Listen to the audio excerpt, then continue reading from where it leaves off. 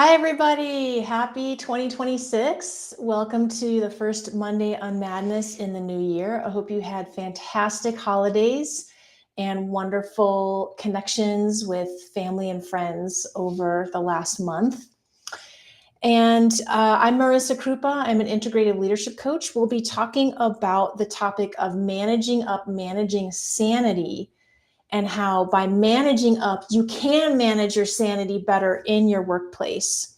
This topic came from somebody who reached out to me on LinkedIn, and we ended up having a lengthy discussion, and I realized, oh, others might be wanting to explore this topic and gain skills in this area. So I decided to create this as the first topic this year. Normally, I don't put men in my materials because I work with mid-career women, but I put this image up on the slide because most of our managers probably look like this. So just know that you're not alone in this, and that if you've got like a crotchety white dude who is your manager and who's got a lot of judgments and opinions about you as a woman in the workplace, then you've come to the right place. And that's what we'll be helping to address so that you can start to create better trust or foster trust from your manager to you. So for those of you who are new to watching the program today, my name again is Marissa Krupa, and I'm an integrative leadership coach. What that means is I integrate mindfulness and somatic practices into leadership coaching for mid-career women. And today we'll be doing the format that I've talked about before from John Kabat-Zinn. He developed this in the 1970s. It's called the Mindfulness-Based Stress Reduction Program. So make sure you've got some space to do some movement, and then also scrap paper or a journal or diary to do some writing in a little while. All right, let's move on to the core concept here around what managing up is. It's really about building a good relationship with your manager. And so for any healthy and successful relationship, they have common traits, and some of them are listed here. So you have to work at relationships. You have to be active and put in effort to make a relationship go well. And then also you need awareness, not only of yourself, but of others. And so I was just reflecting as I was looking through the notes, in kindergarten, I have a memory of what it means to put yourself into another person's shoes. And my kindergarten teacher taught us that. So again, that's kind of that idea of being aware of what others might be thinking, as well as what you might be thinking or feeling, or your needs or desires. And then communication is really the bedrock of any good relationship. But the thing that a lot of folks don't understand is that it requires active listening. And when you have a foundation of communication based on listening, and what we'll talk about in a moment, curiosity and asking questions, then that is how people above you or coworkers or whatever will start to learn to trust you, because they recognize, oh, like I actually want, me as the worker, I want to know more about this person or about what's going on for them. And folks start to recognize, oh, wow, like she's a team player, like she's curious, she wants to know more. And it starts to shift the dynamic of the relationship. The other key piece about this is recognizing that, especially if your manager is new, although it can happen for any manager, odds are pretty good they're probably going to have some kind of imposter syndrome and fear around people finding out that they're not as competent as a manager as they thought. And then B, oh, because of that, someone's going to steal my job, right? So I want you to kind of make a mental note or jot down that those are two factors that most everybody has in a management position to a certain degree, some more than others. All right. So I picked this quote from Mr. Rogers, one of my favorite people. Love is at the root of everything. all learning, all parenting, all relationships, love or the lack of it. And you might be thinking, like, why do I want to bring in some schmarmy, like hippie dip concept like love into my workplace? Pause for a moment though and think about people. I'm sure you have at least one in your workplace that you know of that does not have a lot of love in their heart, is maybe pretty fear-based or protective, or they don't have good intentions. They want everything for themselves. Maybe they're selfish. And I'd venture to say, as soon as I say some of these words, you're like, oh yeah, I know exactly who that is in my workplace. And so that actually goes a long way. It goes way longer than people think.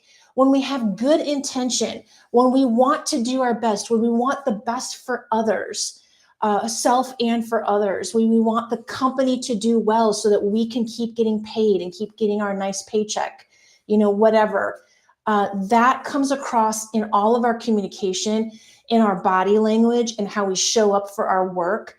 So really reflect on that and consider, like, and this is super hard because if you're burnt out, like, you're not going to have a lot of love in your heart, right? So we're going to talk about this more, but this is where our grounding work comes in, our movement. It's so that we can begin to recognize, how am I not being loving to myself? Again, it always has to start with ourselves first, then we can expand out to others.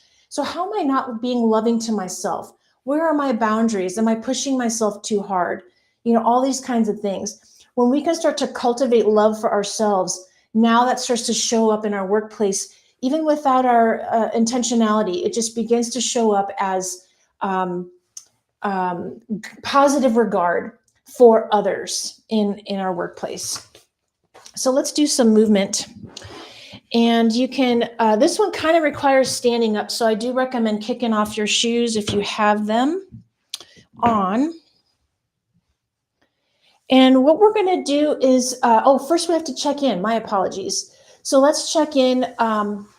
So on our scale of 1 to 10, 1 is like you've got one foot in the grave. 10 is fabulous. Just pause for a moment. If you care to, you can shut your eyes or soften your gaze, and including all areas of your life in this moment of now. What is your number?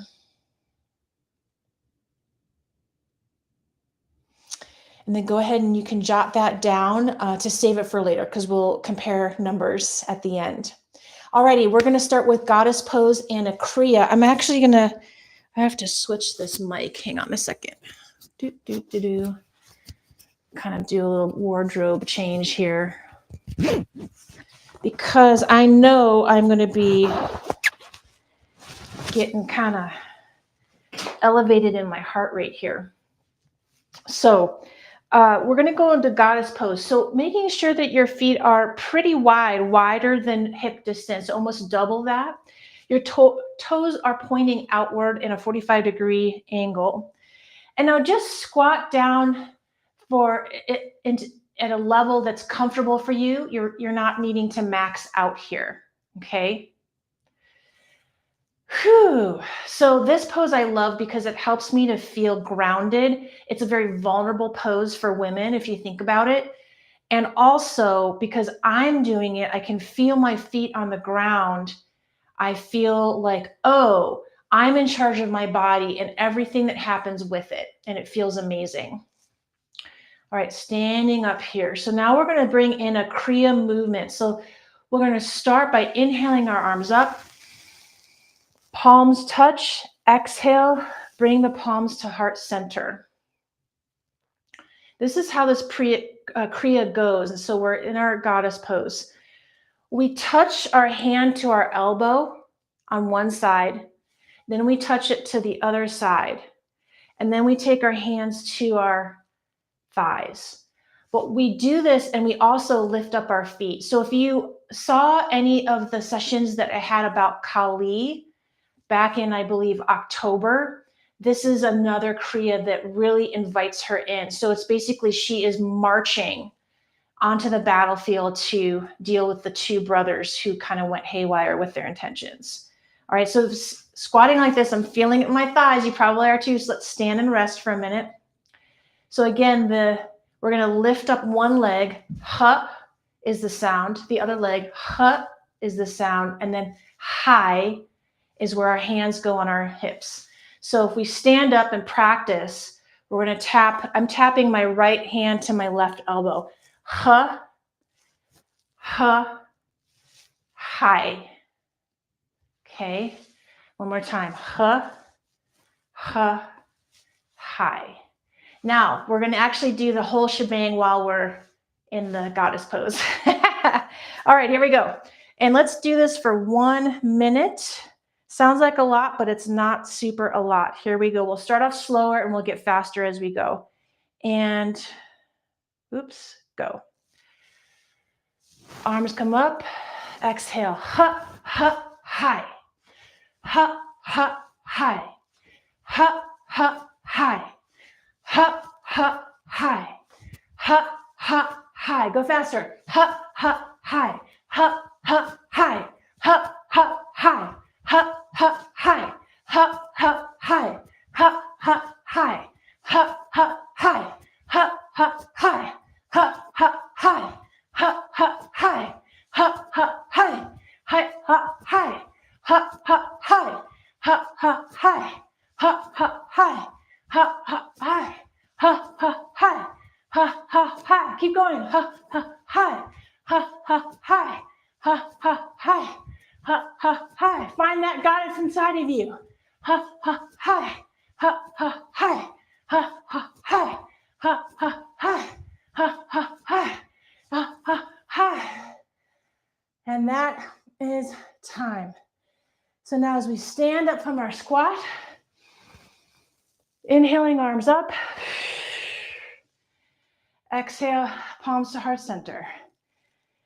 Whew. That's a really, really good one. I definitely recommend checking out the other videos about Kali and marrying the goddess and the mother. All right, so now that we've done all that breathing, that heavy stuff, so let's go into Ujjayi breathing. We'll put the 1 minute of stillness at the end. So for this one, you use your ring finger of your right hand and then your thumb. So your index and your middle finger are at your palm. Your ring finger is out, your pinky's out, and your thumb is out. Put your thumb on the right side of your nostril. Put the ring finger on the left side. So now we're going to kind of calm down and reground that awesome energy we got from the Kali breath. All right, so we'll be doing a count of 4, 4, and 6. So what will happen is we breathe in on a count of 4, we hold it for 4, and then we breathe out on a 6. And what the thumb and the ring finger, what we're doing with that is we're blocking off one nostril or the other. You can kind of hear it in my voice. So the first thing that we do is we exhale all the way. On the next inhale, press the ring finger on the left side. Inhale on a count of 4. 2, 3, 4. Put the thumb together, hold your nose for 4. 1, 2, 3, 4. Press the thumb, release the ring finger. Exhale 1, 2, 3, 4, 5, 6. Keep that ring finger open. Inhale 1, 2, 3, 4. Press both together. 1, 2, 3, 4. Release the thumb. 1, 2, 3, 4, 5, 6. Inhaling 1, 2, 3, 4. Hold 1, 2, 3, 4. Exhale 1, 2, 3, 4, 5, 6. Last round. Inhale, 1, 2, 3, 4. Hold both. 1, 2, 3, 4. Release the right. 1, 2, 3, 4, 5, 6. And release your hand and breathe your normal breath. Just pause. The Ujjayi opposite nostril breathing is a super good one for upper respiratory infections, for congestion, for balancing. And we naturally breathe through one nostril or the other in the course of our day. It changes about every 2 hours. So instead, we're kind of forcing that, and we're forcing the balance. By also doing this, we are stimulating both hemispheres of the brain and really just allowing the breath to balance itself out energetically through all the different energetic channels of our body. All right, so now let's do some reflection. So how do we start to communicate better with our manager? What I'd like you to do now, and I'm going to time this, is to get out your journal or your scrap paper and really look at what are your manager's biggest challenges right now. So here we go, starting with 2 minutes and go. And I want you to think about the challenges that you know about for sure. Also start to speculate what could be some of their challenges. Both are valuable. So we're writing down your manager's biggest challenges.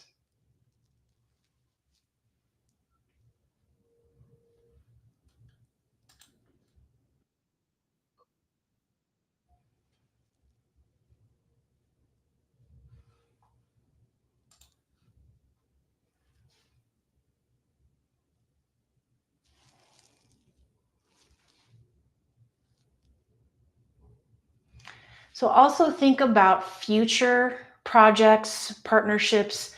Think about their personal life. Maybe you know they've got a sick kid. Maybe now they're caring for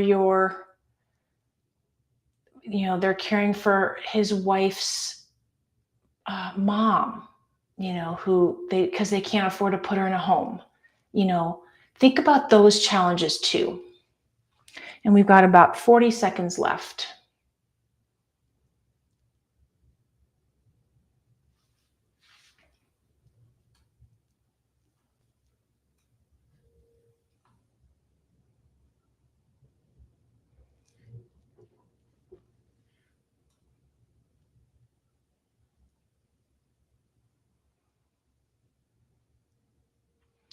All right, last 15 seconds to wrap up this writing on what your manager's biggest challenges are right now.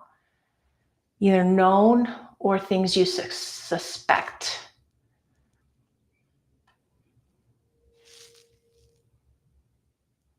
All right, and that is time. Now, if you were struggling to come up with, well, I don't know what my manager's biggest struggles are, that's okay. This is a skill, again, that can be built. So begin to think about how you can discover this. And the best thing to do is to ask questions and to be very friendly and curious and without it using wording and phrases that are not like penetrating, like you're not in a trial courtroom, right? Making yourself not seem like a threat. Because remember, one of the things that most managers feel is that they're afraid somebody underneath them is going to take their job. So being very curious, being very light in your tone.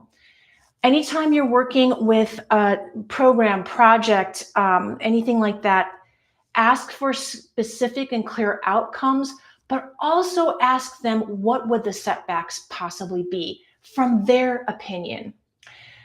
And then also another one is whenever you're feeling unclear about something, again, ask with curiosity and say, hey, this was my understanding. I'm confused. What am I missing here? And allow them to tell you. So again, that's approach them without a threat and just saying, I need more information. And then the next one is there anything else I should know about the project, the situation, whatever? This is now opening a door for you're giving your manager an opportunity. You're opening this door for them to begin to trust you a little bit. They might give you a little piece of information that they never would have normally given because you didn't ask for it, right? So now you're taking personal responsibility for your side in the relationship. And like I said before, you are being more active and engaged with the relationship with your manager instead of making it this passive thing where they're just talking down to you, right? And then also the casual thing, I mentioned that earlier, asking about their family life. Hey, let's say they've got a new VP, you've got a new VP and that's their manager, right? Hey, how's it working out with the new VP? How is she or he doing? How do you like them? And again, kind of not with the intention of kind of snooping, but really you are snooping to try to get information about what are their stressors, and through all of these things, the key thing, because they're going to obviously edit what they say and don't say to you because they're that buffer between upper management and you. Or maybe you are the buffer between upper management and others. So really watch and observe their body language. If you're at the coffee pot making coffee and you ask, hey, how's the new VP? And they're like, and they turn their back to you and they're like, oh, it's just fine. Well, obviously that's not just fine, right? Like their body language told you everything they needed to know.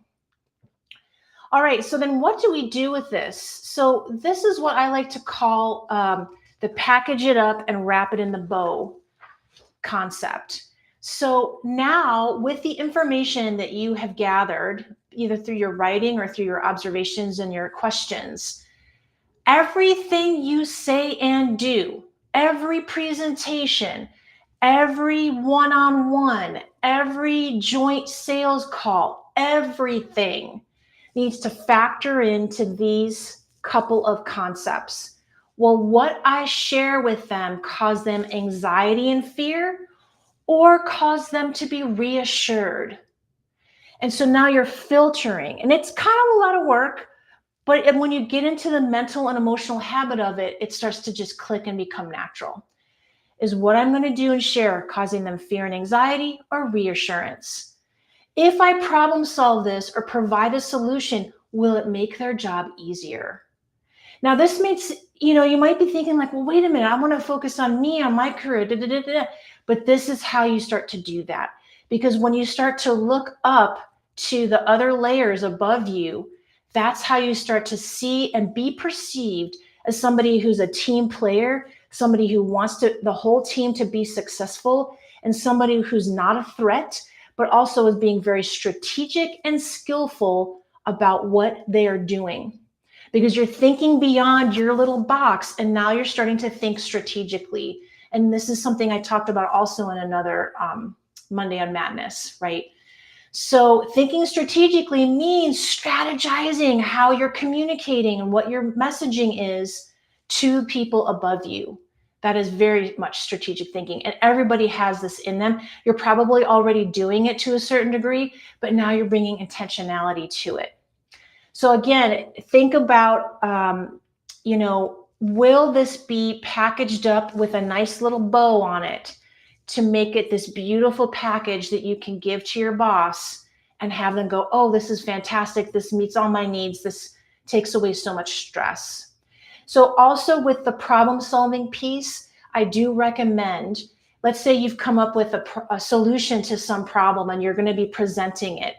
Run it by your boss first and say, hey, regarding this situation, this is the solution I've come up with and I'm planning to present it to the group on X day. Is there anything I'm missing that would make the solution not work? So again, now you're extracting pieces of information that they probably normally wouldn't tell you, because most, directors, especially directors and above, are very keep everything close to their chest. So especially as a woman trying to make it into the workplace, you want to be strategic in how you ask your questions so that it's not perceived as a threat. You're not pointing out any of their incompetence, even though they might have tons of it. And instead, you're gathering the information you need to make strategic decisions on how you present yourself and your work. All right, so the real world applications to this is like everything, the whole shebang. So, I was writing a list up, and I was like, well, really, it's everything. I mean, if you are a project or program manager, you need to do this. If you are in sales, if you are in operations, you need to do this. If you're making any kind of presentation, you need to do this. If you're in marketing, you need to do this. I mean, product development, everything. So this technique, this method of managing up is useful everywhere. All right, we're a little bit over time, so let's go ahead and do our scale again. So now that you have received this information, we've done some body grounding. How do you feel now in this moment of now compared to when we first started? So you can just pause for a moment and let that number come to you. All right, hopefully it has improved. And then let's just take 1 minute of stillness, because, when are we ever going to have 1 minute to do that? So let's see, timer. Okay, here we go. So you can close your eyes, soften your gaze. I like to take my glasses off. It starts to free up the muscles in my face. Just focus on your breath. Notice any sounds or sensations in your body, or the sense of sitting on your seat or your cushion.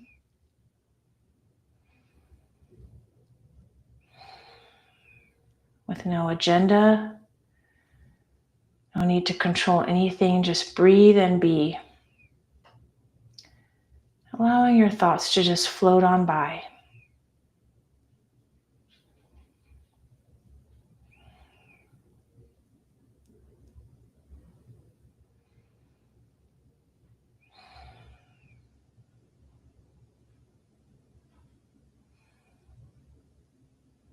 And that is our time. Always so juicy to just sit and breathe. All right, well, thank you so much. I hope that you found a lot of value and got something great out of this session. And so let's keep the momentum going. So I'm going to put in some messages into the chat here. So you can, especially if you're looking for accountability partners, I'm a big fan of that method. And we can talk more about it if you need to learn more about what that's about. But please consider joining the Svoboda community, which is the LinkedIn group that I created. And then also the big thing is the From Stress to Success small group coaching program is starting on January 21st. So that is here, and you can read more about that. And again, if you have questions or need any support about what that's about and what we're going to be learning in that 6-week program, please reach out. And then you can always find a lot more about me and the work that I do on my website. So that is another place to keep the momentum going. And then if you're watching this on LinkedIn, just shoot me a private message and let's talk. If you have questions, if you want to learn more about these concepts. And that also in my profile is a link to make a discovery call. All right, thanks for watching. Thanks for participating. And I'm wishing you a fabulously unmad Monday and the rest of your week. We'll be meeting again on Tuesday, January 20th, because of the Dr. Martin Luther King Jr. holiday on the 19th. So, and that is also the same week that the From Stress to Success starts. So thanks for watching. I will see you in 2 weeks and 1 day. And I hope you have a fabulous start to your year. Take care now, and